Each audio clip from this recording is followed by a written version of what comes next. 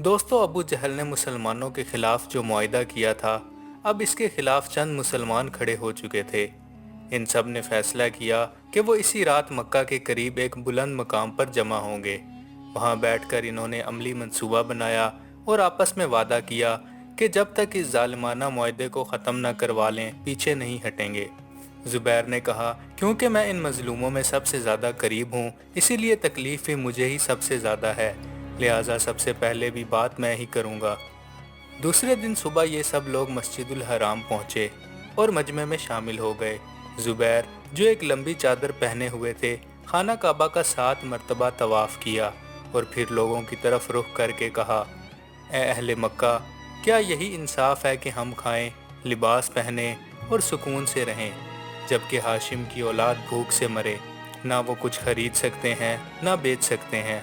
खुदा की कसम, मैं नहीं बैठूंगा जब तक ये जालमाना तहरीर फाड़ ना दी जाए। अबू जहल ने फौरन बोला, तू झूठ बोलता है, ये मुआहिदा कभी चाक नहीं किया जाएगा। इस पर जुम्मा ने कहा, तू सबसे बड़ा झूठा है, हम तो इस तहरीर के हक में थे ही नहीं जब ये लिखी जा रही थी। अबू अल बख्तरी भी बोल पड़े, जुम्मा बिल्कुल सच कह रहा है, इस मुआहिदे में जो कुछ लिखा गया है हमें वो बिल्कुल भी पसंद नहीं। मुतम ने कहा, तुम दोनों सच कह रहे हो और जो इसके खिलाफ कहे वो झूठा है। हम अपनी बेगुनाही और इस मामले में अल्लाह को गवाह बनाकर कहते हैं कि इस दस्तावेज़ में जो कुछ भी लिखा गया है हम इसे हरगिज़ कबूल नहीं करते। हाशिम ने भी ऐसी ही बातें की और जब अबू जहल ने इन पर इल्ज़ाम लगाया कि इन्होंने रातों रात ये चाल चली है, तो मुतम ने इसकी बात रद्द करते हुए दस्तावेज़ लाने के लिए काबा के अंदर चले गए। जब वो बाहर निकले तो इनके हाथ में झिल्ली यानी चमड़े का एक छोटा सा टुकड़ा था। कीड़ों से पूरी दस्तावेज़ को खा लिया गया था। सिर्फ वो हिस्सा बाकी बचा था जिस पर बिस्मिल्लाहिर्रहमानिर्रहीम लिखा हुआ था। अक्सर लोग पहले ही इस दस्तावेज़ के खिलाफ हो चुके थे। जब ये खबर मिली कि इस दस्तावेज़ को कीड़ों ने खा लिया है सिवाय अल्लाह के नाम के, तो सब दंग रह गए। अब कोई सवाल बाकी ना रहा, क्योंकि फ़ाल और कुदरत की निशानी ने तमाम दलाइल को मात दे दी थी। अबू जहल और इसके हम ख्याल जान चुके थे कि अब मुखालफत या एहतजाज का कोई फ़ायदा ना होगा। रस्मी तौर पर इस मुआहिदे को ख़त्म किया गया और कुरैश के कुछ अफराद ये खुशखबरी लेकर बनु हाशिम और अब्दुल मुत्तलिब के पास पहुँचे। दोस्तों, ये खबर जल्द ही हबशा भी पहुँच गई। कुछ मुहाजिरीन ने मक्का वापस आने की तैयारी शुरू कर दी, लेकिन कुछ लोगों ने, जिनमें हज़रत जाफ़र रज़ी अल्लाह ताला अन्हो भी शामिल थे, फ़ैसला किया कि वो वहीं मज़ीद क़याम करेंगे। इसी दौरान कुरैश के सरदारों ने अपनी कोशिशें इस बात पर मरकूज़ कर दी कि रसूलुल्लाह सल्लल्लाहु अलैहि वसल्लम को किसी मुआहिदे पर राज़ी कर लिया जाए। ये इक़दाम इनके साबका रवैये के बरअक्स था। वलीद और दीगर सरदारों ने तजवीज़ दी कि दोनों फरीक अपने अपने दीन पर अमल करें।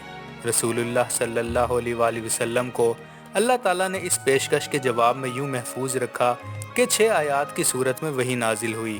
बिस्मिल्लाहिर्रहमानिर्रहीम, कह दो ए काफरो, मैं इसकी इबादत नहीं करता जिसकी तुम इबादत करते हो, और ना तुम इसकी इबादत करते हो जिसकी इबादत मैं करता हूँ, और ना मैंने कभी इसकी इबादत की जिसकी इबादत तुम करते हो, और ना तुमने कभी इसकी इबादत की जिसकी इबादत मैं करता हूँ।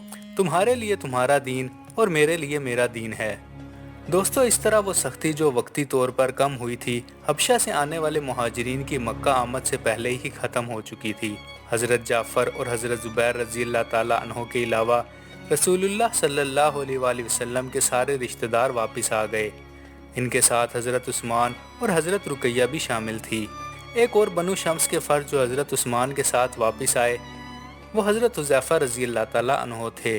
वो अपने तहफ़्फ़ुज़ के लिए अपने वालिद उतबा पर भरोसा कर सकते थे, लेकिन अबू सलमा और उम्मे सलमा से किसी भी किस्म की उम्मीद नहीं रख सकते थे। इसलिए इन्होंने अपने हाशमी चचा अबू तालिब को इतला भेज दी कि वो इनकी सरपरस्ती में आना चाहते हैं। अबू तालिब ने रजामंदी जाहिर कर दी। इस पर मक्का के कुछ सरदार नाराज़ हुए और कहने लगे कि तुमने अपने भतीजे मोहम्मद को हमारे मुकाबले में अगर पनाह दी जाती तो बात ठीक थी, लेकिन अब तुम खुद हमारे कबीले के लोगों को अमान दे रहे हो। अबू तालिब ने जवाब दिया, वो मेरी बहन का बेटा है। अगर मैं अपनी बहन के बेटे को तहफ़्फ़ुज़ नहीं दे सकता तो फिर मैं अपने भाई के बेटे मोहम्मद को किस तरह बचा सकूंगा। मुखालफीन के पास इसके सिवा कोई चारा ना था कि वो सरदारी के इस हक़ के सामने सर झुका दें।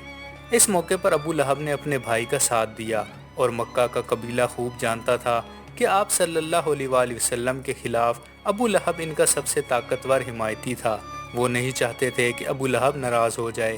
دوستوں، جہاں تک ابو لہب کا تعلق ہے، شاید اسے خود بھی افسوس ہوا کہ اس نے بائیکاٹ کے موقع پر اپنے بھتیجے محمد صلی اللہ علیہ وآلہ وسلم کے خلاف سختی اور نفرت انگیز خیالات کا اظہار کیوں کیا تھا۔ اس کا یہ مطلب ہرگز نہیں کہ اس کی نفرت میں کوئی کمی آ گئی تھی، لیکن بات یہ تھی کہ وہ اپنے خاندان سے اچھے تعلقات قائم رکھنا چاہتا تھا، اس امید پر کہ ابو طالب کی موت کے بعد وہ خود قبیلے کا سردار بن سکے۔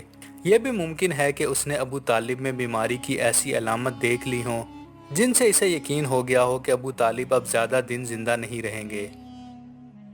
مزید ویڈیوز کے لیے چینل کو سبسکرائب کریں۔